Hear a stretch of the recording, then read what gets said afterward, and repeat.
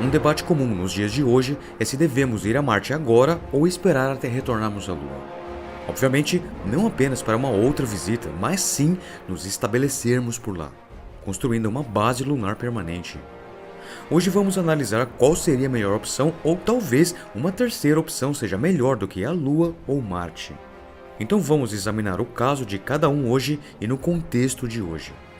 Muitos dos argumentos para um ou para outro dependiam da situação do apoio público e da tecnologia disponível no momento, mas às vezes os argumentos não importam. A infraestrutura espacial existente também pode impactar muito na equação. Por exemplo, o conceito de mineração de asteroides aumentou muito no interesse popular nos últimos anos, e um asteroide próximo à Terra poderia ser convertido em uma espécie de balsa entre a Terra e Marte, ou entre a Terra e outros planetas.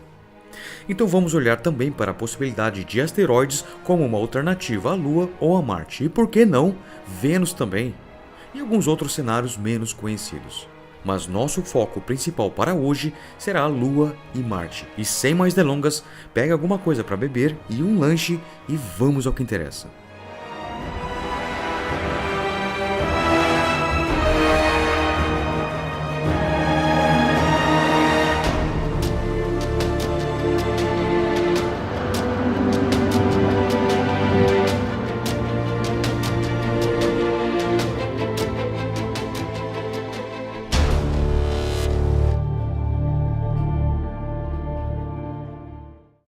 Olá e bem-vindos ao Expansão Astronauta. E gente, antes de começar o vídeo, eu quero agradecer demais a Ricardo Ramos, membro do Expansão, que mandou esta foto pelo Instagram do canal. E eu fiquei tão emocionado ao ver isso. Essa pessoinha aí assistindo o Jeff do Expansão Astronauta é o filho do Ricardo, Miguel Afonso. Eu sinceramente nunca imaginei que realmente eu poderia um dia motivar as crianças no mundo espacial.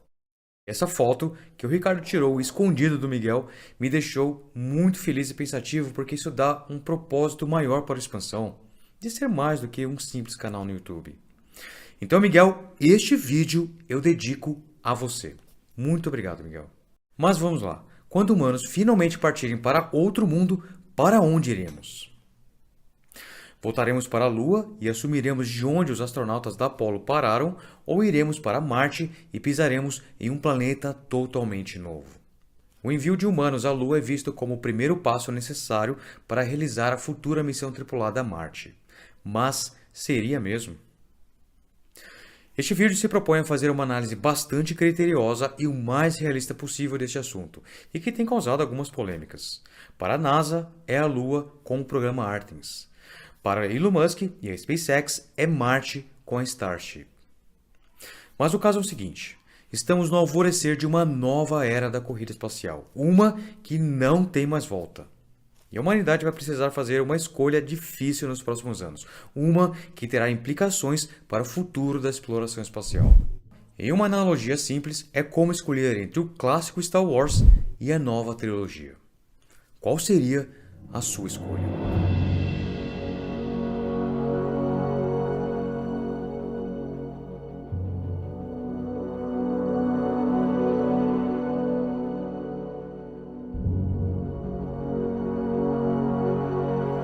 Para muitos de nós apaixonados por viagens espaciais, a resposta se deveríamos ir primeiro à Lua ou a Marte é sim, com certeza. Não nos importamos quem seja primeiro, desde que aconteça. O conceito-chave de ir à Lua antes de Marte é essencialmente a ideia de que a Lua é mais importante como o primeiro passo do que Marte, ou seja, tornaria a ida para Marte muito mais fácil. Existem muitos argumentos frequentemente apresentados, mas alguns provavelmente são menos válidos do que outros. Estabelecer uma base na Lua nos ajudará a aprender melhor como fazê-lo em Marte. Por um lado, sim, isso é bem verdade, mas também precisamos ter em mente que esses dois astros possuem poucas coisas em comum entre si. Consequentemente, viver neles seria diferente para cada um. É um pouco como dizer que aprender a viver no deserto do Saara ensina como viver na Antártida, ou no pico do Monte Everest, na fossa oceânica das Marianas, e vice-versa.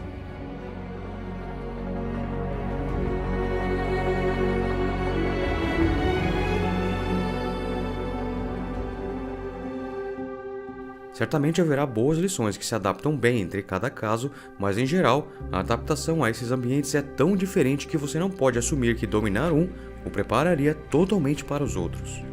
Por outro lado, aprender a extrair oxigênio do regolito lunar ou do solo para que possamos respirar na Lua sem a necessidade de enviá-los da Terra seria um conhecimento altamente benéfico para Marte.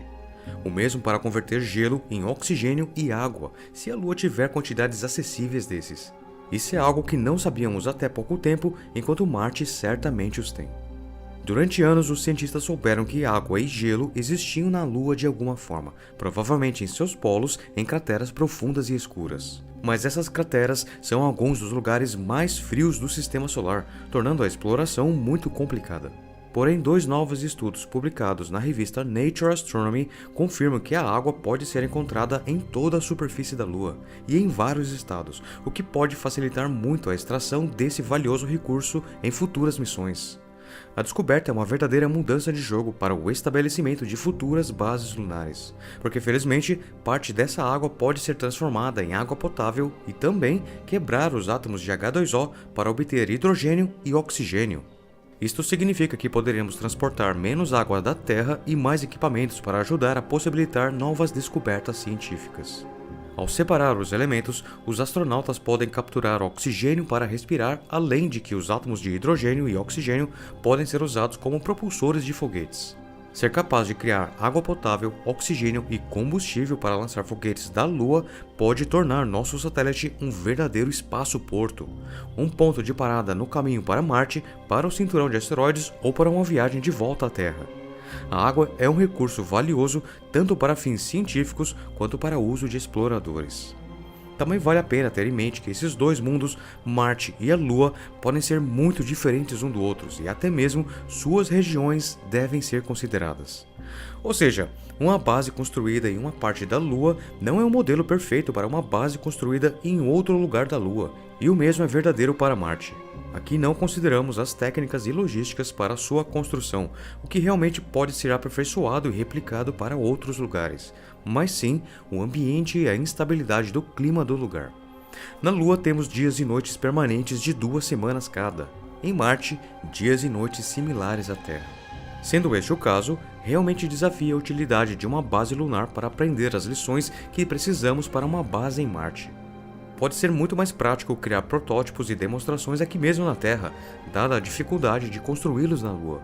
Se você realmente precisasse de um pedaço de deserto sem ar para praticar, sempre poderíamos colocar uma grande cúpula sobre um pedaço de deserto existente e sugar o ar, o que seria provavelmente mais fácil e barato do que construir uma base lunar neste momento. Assim também poderíamos aprender a extrair oxigênio de rochas ou gelo da Lua e aplicar essa tecnologia a Marte, mas é ainda mais fácil fazer isso aqui na Terra, onde toda a nossa indústria, cientistas e engenheiros já estão. Em termos de lições valiosas aprendidas, aprenderíamos muito fazendo uma base lunar, mas em contrapartida, também aprenderíamos muito fazendo uma base marciana que ajudaria na Lua. A vantagem de construir na Lua primeiro, em termos dessas 2 opções, pode ser que a Lua seja mais fácil e mais barato de tentar primeiro, mas isso é discutível.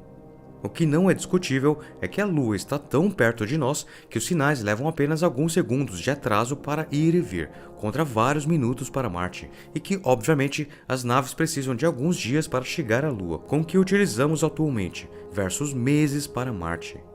Então, se você cometer algum equívoco ou cometer alguma falha, alguém pode estar online te ajudando em momentos e em tempo real, ou novos suprimentos para a base podem estar disponíveis em um tempo curto o suficiente para uma possível evacuação, caso algo catastrófico aconteça.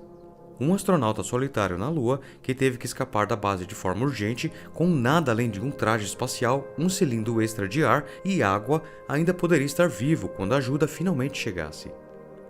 O mesmo não é verdadeiro para Marte. Falhas críticas por lá vai ser muito mais difícil de evitar e com certeza sobreviver. Mal podemos controlar remotamente robôs da Terra em Marte como podemos na Lua. Dito isto, esses mesmos atrasos de sinal e viagem ainda estarão em jogo em Marte quando você vai para lá, independentemente de ter se estabelecido na Lua ou não. Provavelmente também não deveríamos enviar missões com pessoas a bordo até que tenhamos modelado e testado as opções de falha, a ponto de que uma ocorrência se tornar altamente improvável e a maioria dos cenários de falha possam ser testados na Terra. Trata-se em lidar com as incógnitas desconhecidas e elas certamente existirão para Marte, quer tenhamos encontrado algumas na Lua primeiro ou não. Também precisamos nos perguntar quanto risco estamos dispostos a correr. Tenho certeza que poderíamos encontrar vários voluntários qualificados para a viagem que iriam fazer a jornada, mesmo que as chances fossem avaliadas em 50-50. Mas é difícil imaginar grandes nações ou corporações atuais dispostas a enfrentar o desafio com chances tão ruins. Mesmo chances de 90-10 para a missão Marte 1 está pedindo por problemas. Uma coisa é todo mundo dizer que aceita riscos, outra é depois do fato. O sucesso não requer desculpas, o fracasso não tolera nenhuma. E embora não haja substituto para a experiência real em lidar com problemas potenciais, nunca visamos a tentativa por erro. Podemos sim fazer muita preparação e redundância, sistemas de revestimento para serem robustos, duráveis, simples e fáceis de substituir ou reparar. Provavelmente não vamos perder a base de Marte porque houve algum vazamento de ar crítico em algum ponto da vedação, onde se isso tivesse acontecido primeiro em uma base da Lua, estaríamos bem. Você perde para coisas que ninguém viu chegando, ou mesmo imaginou, como por exemplo a base de Marte sendo comida por vermes de areia gigantes, hipoteticamente falando, é claro. De qualquer forma, presumivelmente, estes não moram na Lua. Para exemplificar melhor o que eu quero dizer, um grande problema na Lua que não era realmente esperado durante a era pré-Apolo foi a poeira lunar. O regolito na Lua, ou solo lunar, não é como na Terra. Este é afiado e fino igual a um pó, gruda em tudo e representa uma gigantesca dor de cabeça para a manutenção. A poeira marciana também é problemática, mas é diferente da Lua e provavelmente menos complicada em se lidar. No entanto, os mesmos conceitos básicos estão em jogo. Nenhum dos dois mundos tem um solo como na Terra.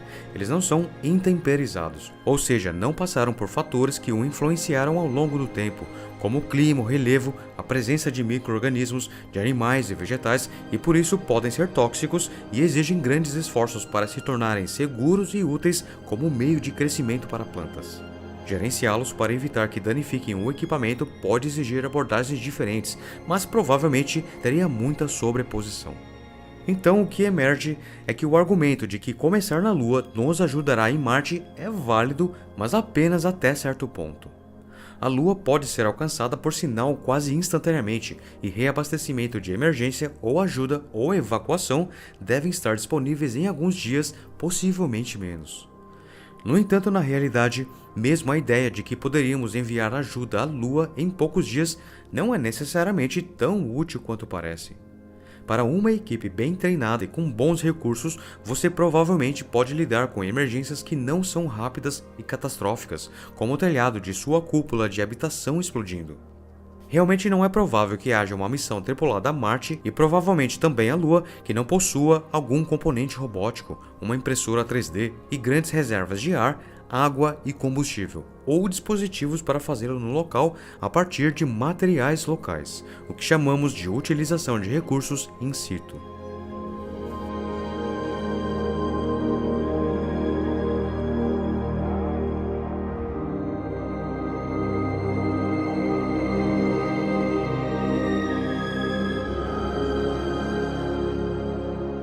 Querendo ou não, distância influencia na equação. E como um exemplo, vamos criar um cenário hipotético para uma missão a Marte.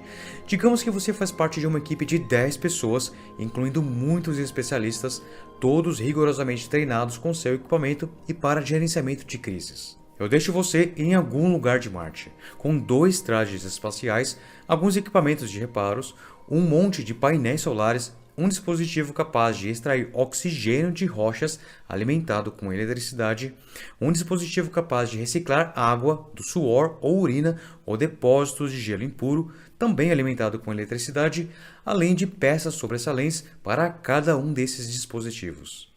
O que poderia dar errado?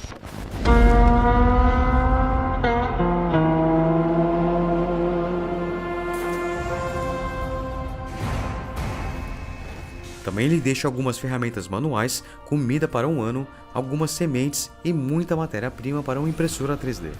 O kit restante é todo material óbvio, como luzes, baterias, remédios, computadores e assim por diante.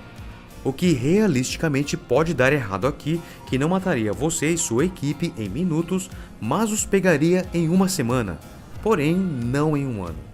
Ou onde um resgate ou reabastecimento na Lua ajudaria, mas se estivesse em Marte, estariam mortos. Digamos que a base em que você está foi muito bem construída, com muita redundância e requer baixa manutenção. A estimativa de vida útil desta base é de 20 anos.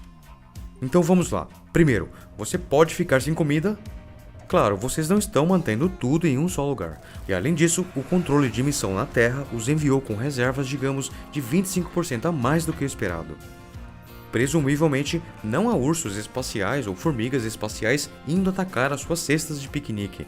Então o dano teria que ser algum tipo estranho de deterioração inesperada ou algum dano físico grosseiro ao local que destruiu muito do acampamento e, por azar, atingiu um de seus armazéns de alimentos. Se você guardasse toda a comida em apenas 3 pontos, mesmo a perda total de 1, com uma reserva de 25%, os deixam com 83% de comida sobrando. Rações apertadas, mas também não rações de fome. Claro que talvez um meteoro tenha atingido e explodido 2 de suas 3 reservas. Agora você e sua equipe está com 42% de comida. Mas as probabilidades são boas de que algo destrutivo também, infelizmente, matou algumas pessoas de sua equipe, e que agora não mais precisam de alimentos. O tipo de comida que o controle na Terra enviou para missões como essa não seria destruída por exposição a vácuo, então perder quase tudo para algum evento destrutivo tenderia a implicar que o acampamento passou por algo intenso que destruiu muitas outras coisas e matou muitas pessoas. Alternativamente, vamos olhar agora para a água. Para algo como reservas de água sendo danificadas em Marte, supondo que tenha transporte, é claro, você pode encontrar outras fontes de lugares com gelo mais rápido do que qualquer nave poderia chegar da Terra. E se você puder reciclar a sua água, poderá se contentar mesmo que sobrasse apenas uma fração de suas reservas. Mas vamos para algo mais inesperado. As pessoas selecionadas para a missão devem ter um emocional quase que sobre-humano.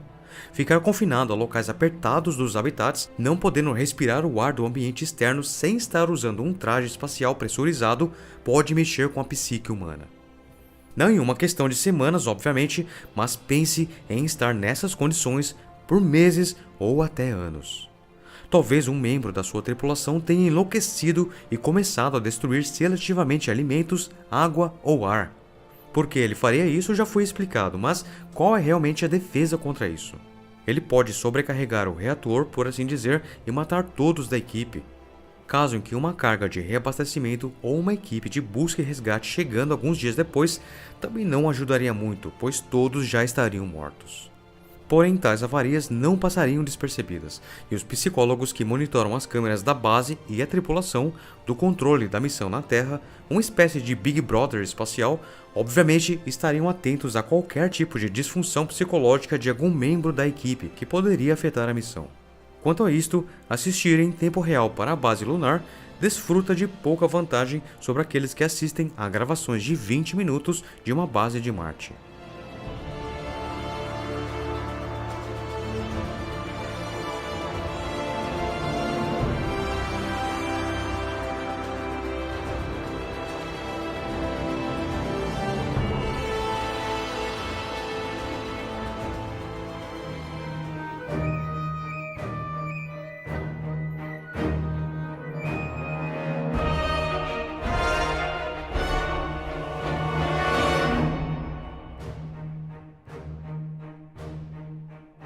Outra coisa a ter em mente é que tanto na Lua quanto em Marte é provável que haja uma nave ou estação orbitando ou outra base próxima, qualquer uma das quais possa prestar assistência a outras e vice-versa, e isso já seria uma redundância.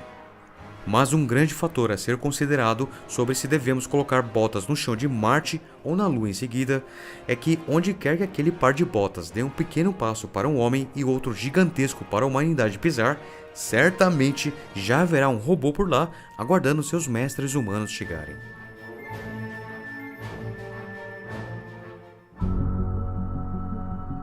Nem todos os locais de pouso são criados iguais e você pode planejar sua missão muito melhor se não estiver adivinhando o local. Teremos enviado rovers para verificar o local, provavelmente antes mesmo de começar a construir as naves e selecionar os corajosos tripulantes que farão a jornada pelo avanço científico da humanidade. Haverá uma pesquisa muito boa e provavelmente terá pré-despachado alguns suprimentos e equipamentos. Uma base lunar pode ser parcialmente construída por robôs controlados remotamente de casa, de modo que a tripulação possa rapidamente montar e habitar as instalações na chegada. Consideremos essa outra grande vantagem para a Lua, mas pode ser exagerada. Também considere escavar e posicionar o solo em camadas nas paredes do habitat como proteção contra a intensa radiação. Montar um painel solar a partir de um kit existente ou ter alguma instalação de extração de oxigênio de água ou gelo. Todas essas coisas valem tanto para Marte quanto para a Lua. Robôs móveis alimentam essas instalações e trazem matéria-prima para ela. Isso não é exatamente um jogo de xadrez complexo que requer uma inteligência artificial de capacidade prodigiosa para executar. Essas são tarefas de longo prazo, especialmente para Marte em razão do tempo de atraso do sinal. Apesar de não ser possível controlar remotamente o drone em tempo real, podemos enviar atualizações e planos gerais de construção.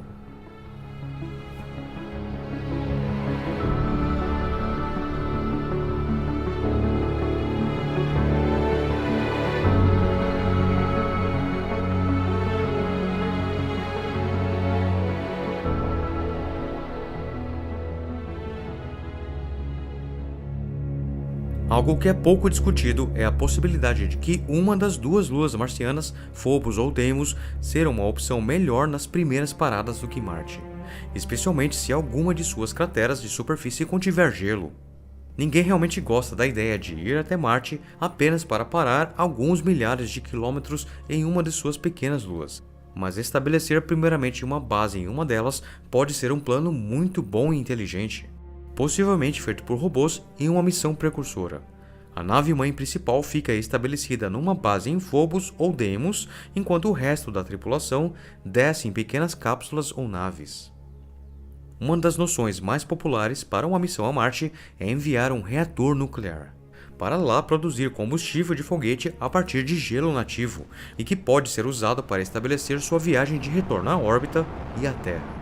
No entanto, para todos os milhares de quilômetros entre a Terra e Marte, são os poucos milhares mais próximos que representam a maior parte do risco e do problema, especialmente os últimos 200 quilômetros de atmosfera. Se qualquer uma das luas marcianas contivesse gelo, as sondas robóticas poderiam encontrá-lo, extrair o hidrogênio e montar um depósito de combustível por lá. É claro que outra razão popular para irmos à nossa Lua primeiro é que também podemos estabelecer uma produção de combustível aqui perto, e lançar foguetes da nossa Lua é muito mais fácil em razão de sua baixa gravidade. Existe gelo na Lua, contudo, algo que poucos sabem é que, em se tratando de combustível de foguetes, temos outras opções além de gelo para produzir combustível. Alumínio e oxigênio fazem um combustível decente, e há toneladas de alumínio na Lua, e há toneladas de oxigênio em qualquer lugar onde se tenha rochas. O alumínio também é abundante em Marte, então, presumivelmente, suas duas luas também. O metano é uma outra opção, se tornando bastante popular entre os construtores de foguetes, principalmente em razão de sua queima limpa, não produzindo resíduos que entopem os motores. Este também poderia ser produzido em Marte de uma forma um pouco mais complicada, mas é possível. Pois bem, essa é a questão de toda equação. Se você puder fazer combustível no espaço, fora da Terra, então fica muito mais fácil para viajar para qualquer outro lugar, porque a maior parte do combustível usado para a viagem até Marte não será gasto para vencer a tremenda gravidade da Terra, que é 6 vezes mais forte do que a gravidade da Lua. Portanto, se configurarmos uma produção de combustível na Lua, isso não apenas permitirá construir uma infraestrutura espacial mais robusta perto da Terra ou da Lua para enviar coisas para Marte, mas também permitirá enviar muito mais carga para lá para aguardar uma missão tripulada, ou seja, suprimentos deixados na órbita de Marte ou em sua superfície, feitos na Lua ou em sua órbita. Esse é provavelmente o aspecto mais atraente no cenário da Lua ser nossa primeira opção para uma base fora da Terra. Também permite uma grande construção de infraestrutura e indústria espacial. o que tornará qualquer empreendimento a Marte muito mais fácil e feito com muito mais experiência nas operações diárias fora da Terra. A Lua abastece tudo isso com matérias-primas e combustível. Talvez a coisa mais interessante e atraente sobre Marte é que o planeta é frequentemente visto não como um local de extração de recursos como pensamos sobre a Lua ou asteroides, mas sim como um astro em potencial para aplicar engenharia em escala planetária, onde futuramente poderíamos terraformar para ser como a Terra, um segundo lar para toda a humanidade. No entanto, temos Vênus, o planeta considerado como irmão da Terra, por sua similaridade até certo ponto, e este planeta está mais próximo de nós do que Marte em tamanho e distância.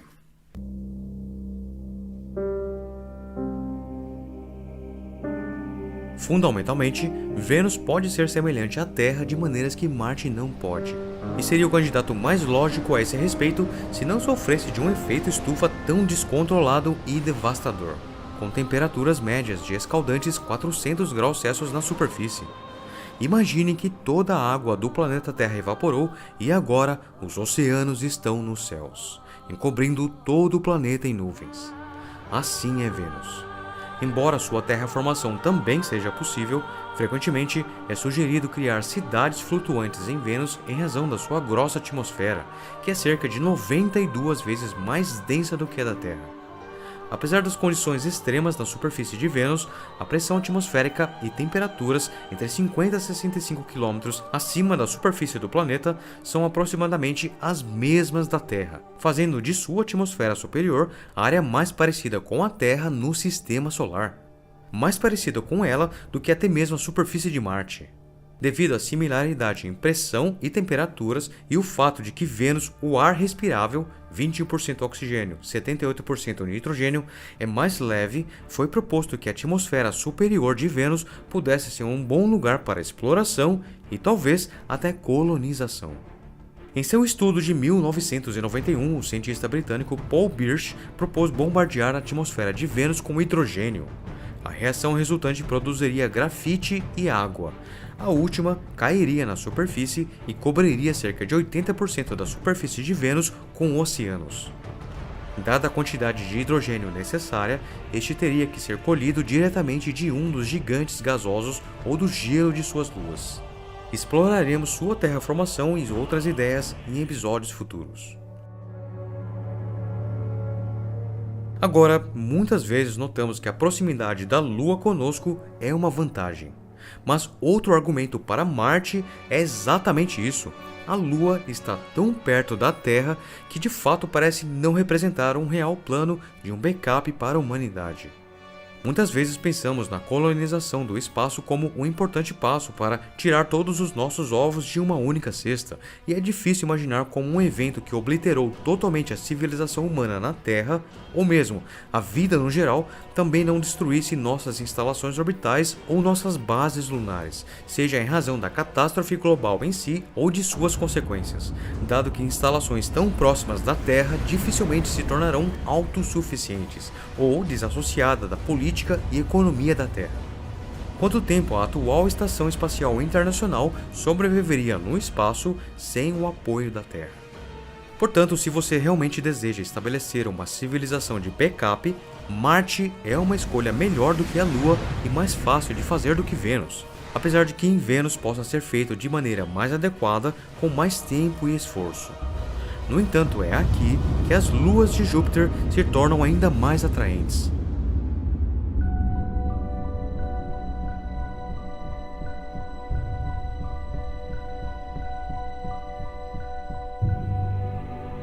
Júpiter ainda está perto do Sol para tornar a energia solar viável e tem dezenas de luas, 4 das quais combinam ou excedem o tamanho de nossa própria Lua, e tem muito de todos os elementos que a vida precisa.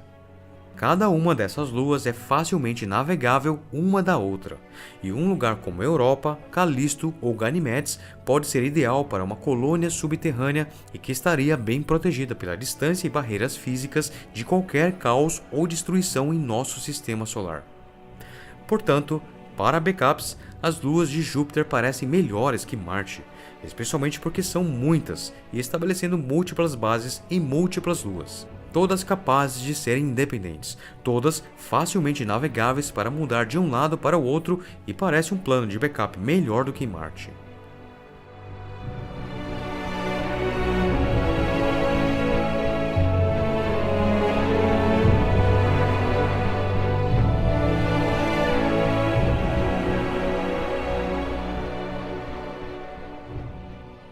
Para alcançar as luas de Júpiter com tripulação requer tecnologias espaciais altamente desenvolvidas.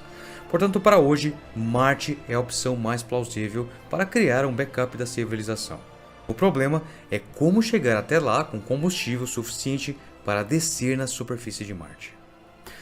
Mas podemos ser engenhosos e criativos, e isto está no cerne do espírito humano, assim como um senso de aventura e exploração.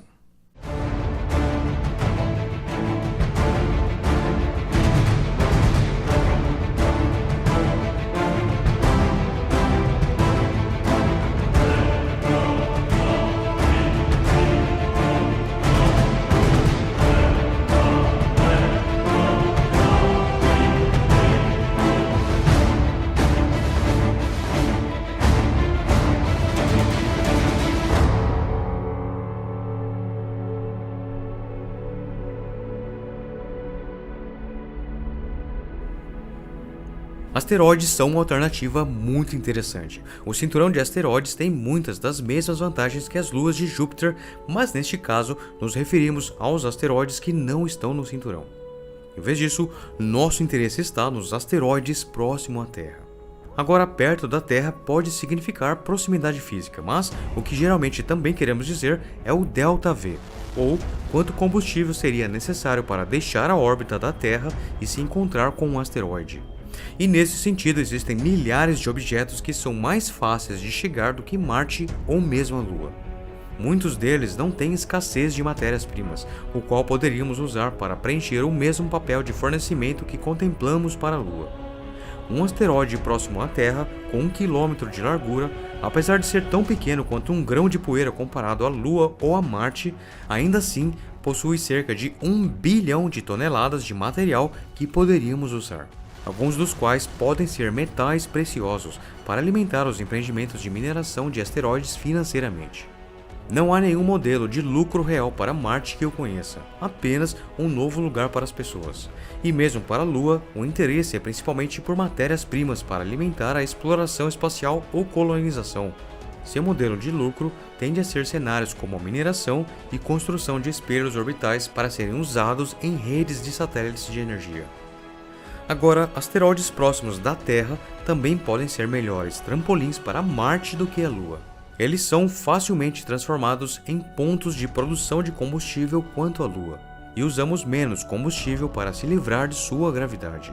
Além disso, um asteroide menor, especialmente um usado para produzir combustível, pode ser encontrado em uma órbita bastante elíptica e poderia ser convertido em um Aldrin Cycler. Um Aldrin Cycler é uma grande espaçonave batizada em homenagem a Buzz Aldrin, que refinou o conceito de espaçonave cíclica. É essencialmente uma balsa interplanetária ou um metrô espacial que se move para frente e para trás entre o espaço cislunar, Terra e Lua, e a órbita de Marte, sem realmente entrar em órbita de qualquer planeta, apenas cruzando as órbitas, e neste momento usa-se uma espaçonave separada para descer na superfície de Marte.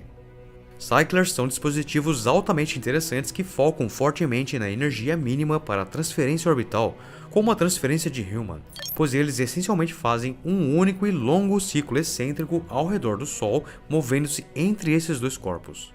No caso de um Cycler de Marte, ele passa 5 meses indo da Terra a Marte, passa outros 16 meses além de Marte e mais 5 meses novamente de volta à órbita da Terra.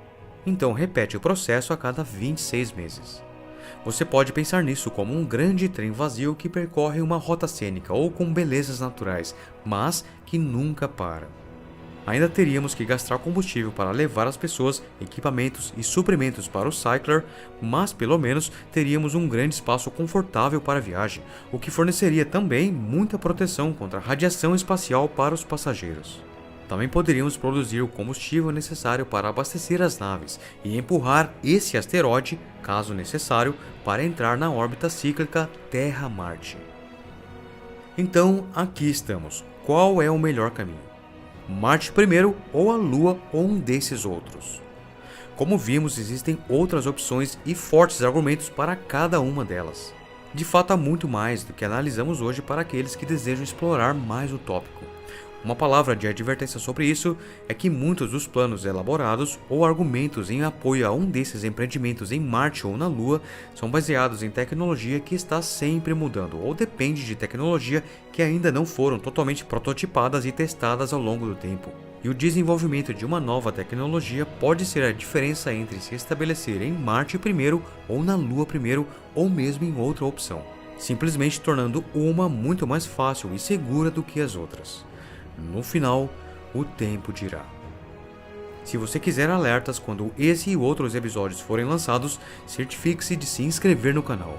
E se você quiser ajudar a apoiar episódios futuros e acredita que este episódio em particular merece seu apoio, disponibilizamos o botão Valeu para a doação de qualquer quantia. Também considere se tornar um membro do Expansão Astronauta. Até a próxima, obrigado por assistir e tenha uma ótima semana.